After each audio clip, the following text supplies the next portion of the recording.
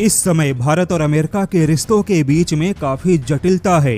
Trade war के साथ में हथियारों की दौड़ भी शामिल है।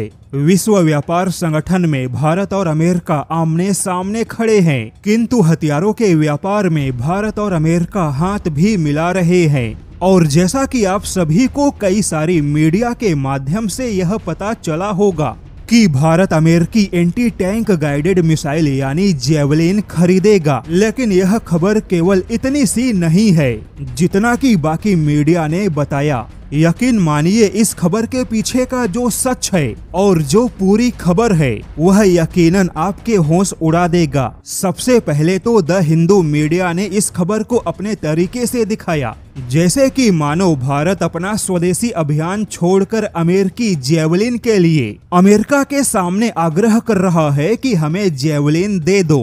द हिंदू मीडिया का खबर बताने का कुछ यही तरीका था। अब यहाँ पर बता दे कि बेशक भारत और अमेरिका के बीच में जेवलिन के सह उत्पादन पे चर्चा हो रही है, लेकिन उस तरीके से नहीं जैसा कि बाकी मीडिया ने अपने अपने हिसाब से दिखाया। अब हम आपको इस खबर की असली सच्चाई बताते हैं। सबसे पहले तो जेवलिन को अमेरिका की ही लॉकहीड मार्टिन और रेथियॉन कंपनी ने मिलकर बनाया, यानी कि यह अमेरिका के दो डिफेंस कंपनियों का ज्वाइंट वेंचर है।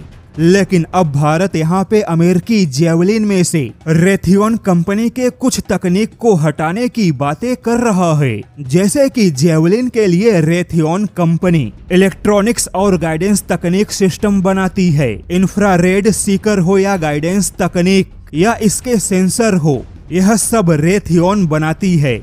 जबकि लॉकहीड मार्टिन जेवलिन का लॉन्चिंग ट्यूब, एयरफ्रेम और प्रोपल्सन के अलावा जेवलिन की पूरी बॉडी बनाती है।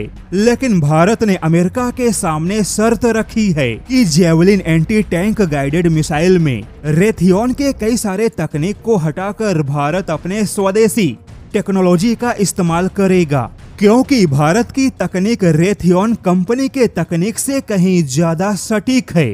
रेथियॉन बड़ी मिसाइलों के लिए इलेक्ट्रॉनिक्स और गाइडेंस तकनीक अच्छे तरीके से बनाता है, किंतु छोटे आकार के मिसाइलों में रेथियॉन तकनीक उतनी प्रभावी नहीं है। जबकि ऐसे छोटे मिसाइलों में भारत ने अपने खुद के स्वदेशी और प्रभावशाली तकनीक विकसित किए, चाहे हीट सिग्नेचर हो, गाइडेंस तकनीक हो, इंफ्रारेड सीकर हो। भारत ने ऐसी तकनीक में काफी अच्छी सफलता हासिल की। अब देखा जाए तो पहली बार ऐसा होगा कि अगर भारत में अमेरिकी जेवलिन का उत्पादन हुआ तो उसमें से अमेरिकी रेथियॉन कंपनी की आधे से ज्यादा तकनीक गायब होगी और भारत के स्वदेशी तकनीक शामिल होंगे। यानी कि अमेरिका का जो मुख्य जेवलिन है और भारत में जो जेवलिन बनेगा वह दोनों बिल्कुल ही अलग होंगे, किंतु बाकी मीडिया ने इस खबर को नहीं बताया। अब देखा जाए तो अगर जेवलिन का भारत में सह उत्पादन हुआ तो यह पूरी तरह से अमेरिकी नहीं होगा।